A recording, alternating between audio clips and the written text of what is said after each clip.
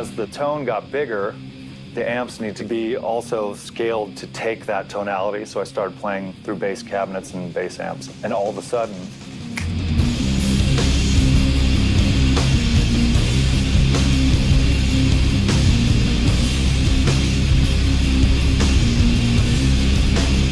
I was just happy for those guys when I heard it. It was like really creative and didn't sound like anything you'd heard before. We drove around this corner of this mountain and the fire is burning and this band is playing and hair's flying everywhere. Like, who is that?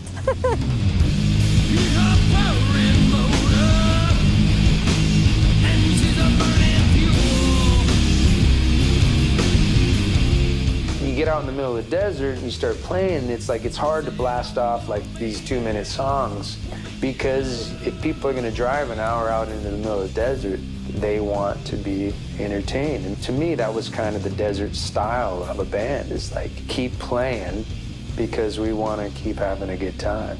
when you're playing and you're looking at the sky and you're looking at the mountains and all of a sudden people are lighting fires and drinking and there's car lights, if you saw the view that I saw, you might start to just play like that too. If I'm sitting with an acoustic guitar looking up at the Milky Way, what are you gonna sing about?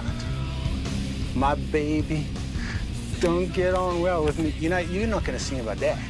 You don't even want to speak. There was something about the space in their music, like they would let sections really develop. It had energy and power and aggression, but in a way that built. It didn't just go like 1, 2, 3, 4, da-da-da-da-da. It was like the songs got bigger and bigger and bigger.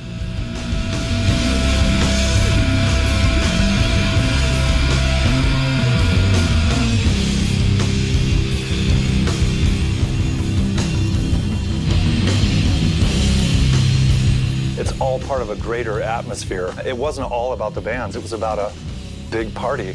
And there's a sort of like native element, and you want to play this thundering stuff for your tribe. It was like punk rock, and there were hippies, and there was like dudes into metal, and there was just, and I thought Kyuss kind of represented it all. What was great about generator parties is that everyone was allowed to do their thing to the extent of their willingness. So in that sort of artistic anarchy, when it starts to go out of control, it's so fucking out of control, you're like, hey, everybody!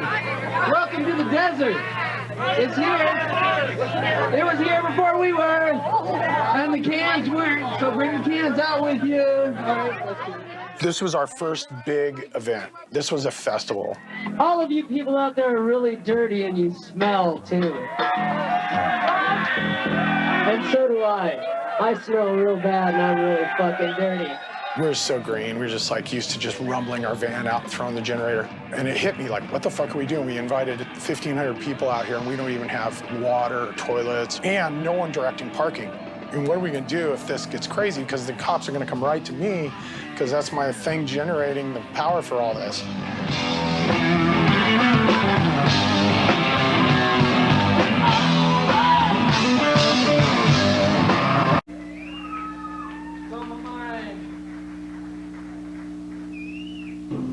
This is our last song. This is when you get angry and you take it out on Kuwait.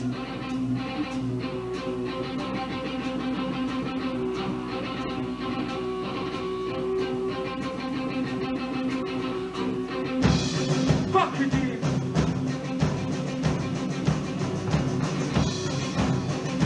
Fucking Marines will kick their ass.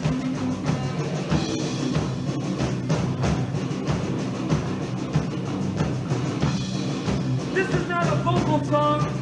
It's more of an emotional thing to get you up and your spirits high about the U.S. Because we're at war right now. And this is for all the people who are over there. Everybody.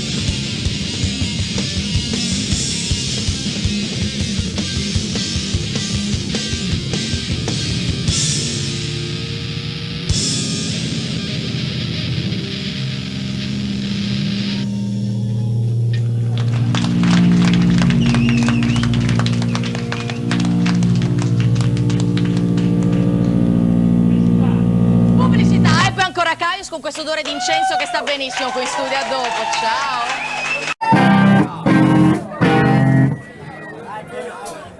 I'd like to dedicate this next song to John Candy.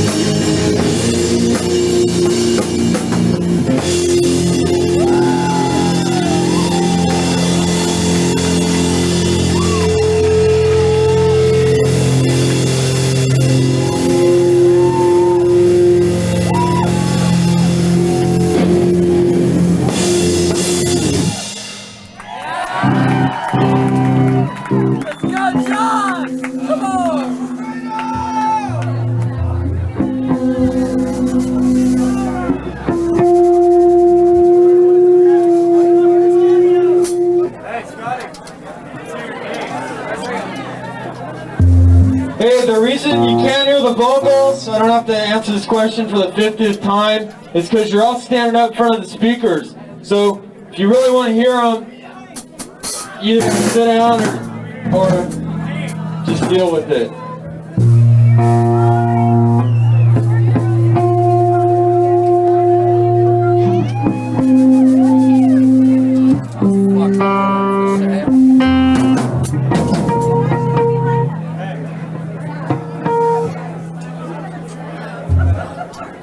Degrees! 100 degrees! What? 100 degrees!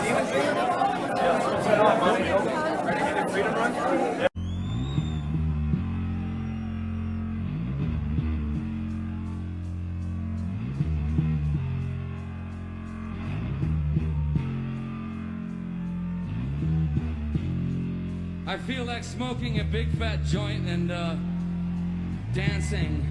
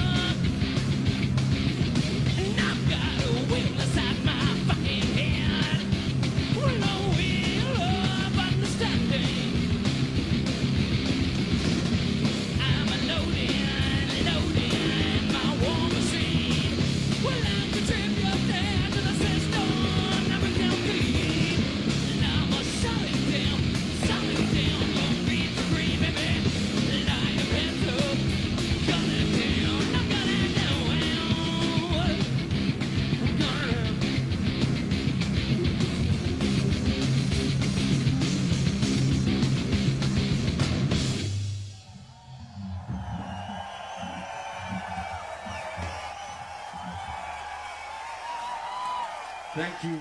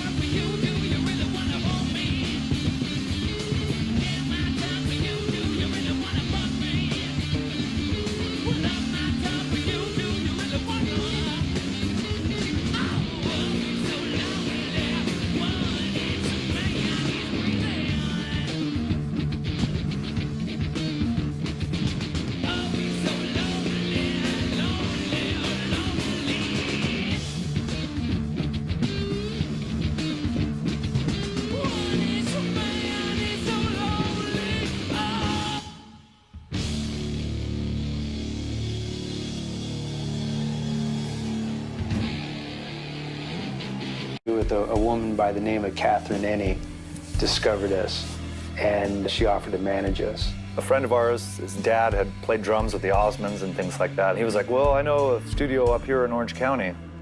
And we went there and recorded, and the woman that was the studio manager, she was like, I'll manage you. And we got signed 2 weeks out of high school. You know, I was on tour 2 weeks out of high school.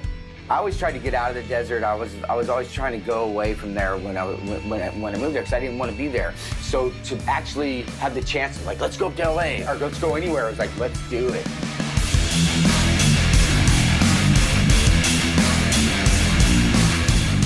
Trying to break into the Los Angeles music scene is really fucking hard. I mean, especially when you're a band from the desert. From where? How many people are they gonna draw? What are they gonna bring, 2 people with them? I run into people still this day, they're like, dude, we saw Kyuss play. I'm like, no, you didn't. You did not see us play. They're like, no, dude, you guys are great. I'm like, when? Where? Tell me when. Because when I was in the band, there wasn't a whole lot of people coming to see us. We went out and got some notoriety, although people hated it for most of the time that we were around. And the reaction of us getting signed was mixed. They're from the desert, but they were removed because they all of a sudden got signed to a major label. And became part of that machine. You know, then you have managers and publicists and people doing everything for them, and rightfully so. They rock, they're great. It's amazing what happened. The scene was so personal to everyone that understandably some people were like, what are you doing? You know, does that even happen? Is that okay? You know, we've never dealt with this situation. I need a ruling.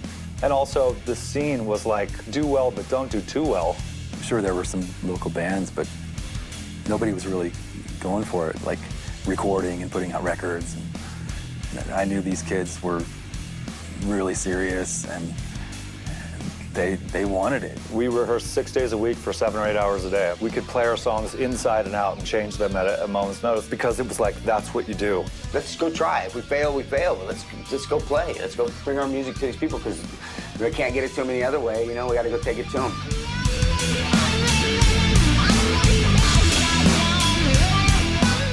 In 1992, the guy that was the singer of my punk band when I lived back in Virginia, Scream, he told me to go see this show that was coming into town. I was living in Seattle. The Obsessed, that were a rock band, really heavy band from Washington, D.C., were on tour with this band, Kyuss. When they started playing, I immediately knew something was different because I couldn't tell what type of person each person was. Like, Nick was wearing these greasy fucking stained gray sweatpants with high tops and no shirt, and his hair was down to his ass and it looked like he hadn't washed it in a year.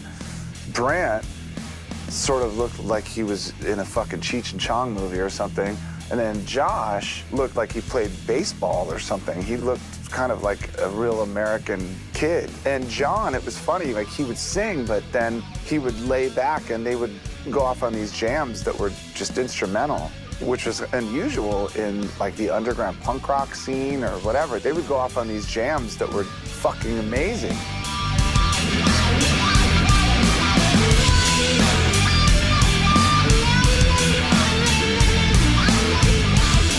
Soon after that, I went and bought Blues for the Red Sun, and I was just totally blown away.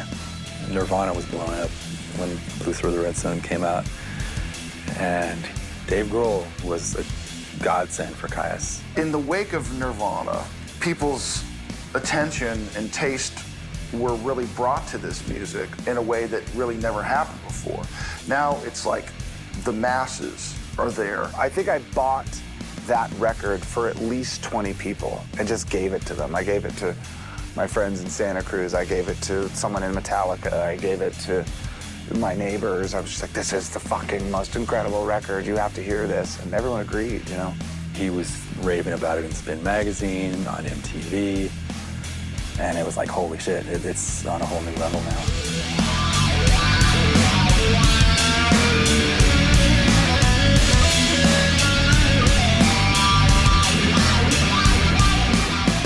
You can plug and hype the band all you want, but it doesn't make us any more special than what we are. It doesn't make people like you. If writers want to hype the band and say we're great and everything, that's really it's flattering, and we're into that. But I don't want any listeners to think that we're some huge musical phenomenon. We're just four guys that enjoy playing rock, and that's all we'll be, and that's all we want to be. I got a call from Brant, and he said, dude, Nick is out. Can you fill in for a few shows?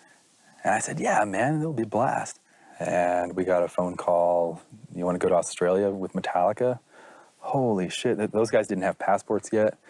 Somehow they got their passports within a week and took off, played arena rock shows with Metallica. It was insane.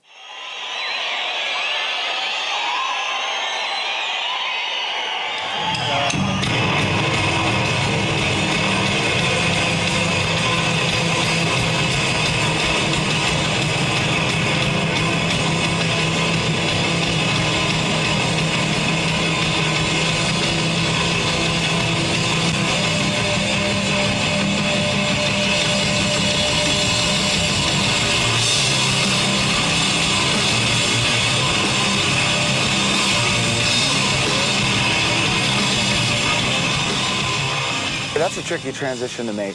Coming up in a small underground punk rock scene or a small music community, making that transition from there to being in this like big arena or stadium is really weird. It can fuck you up. I don't know, just in such a short period of time to go from playing a pizza parlor next to a cardboard cutout of some football player to playing in arenas with Metallica, it was a little overwhelming, more so for some than others. It was really trippy for me because all I wanted to do was participate and be part of this local scene. And then I'm like,